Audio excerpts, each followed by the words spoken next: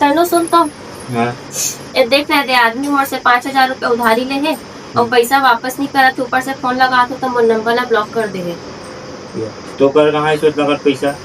वाह, तो भाई कल एक निकालत रहे जेब ले तीही हाँ। पैसा है तो कहाँ है भैया पैसा पैसा? लेना का काकरो ना है, बात तो कर। नंबर दे। दे हरे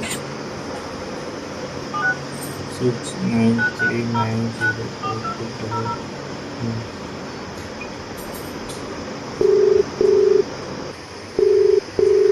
हाँ हेलो भैया, ते भाभी का ले पैसा उधारी मांगे रहे इसका और ओकर नंबर अभी ब्लॉक कर दे, सो पैसा भी नहीं दे। सर उन्होंने दिए नहीं, हमने लिए। अरे तक का हो गया, बात तो एक ही हुई ना। अच्छा मैं आपके नंबर पर वापस कर देता हूँ। देखो आपके नंबर पर 6 अंक का OTP आया होगा, वो बताइए। बेवकूफ समझे इसका भैया मोला। अच्छा फिर आप अपना आधार नंबर बताइए। आधार कार्ड का नंबर ला दूं तो मोर बैंक से पैसा नहीं कट जाई का? यही बात अपनी को भी समझा दो कि OTP नहीं देना होता।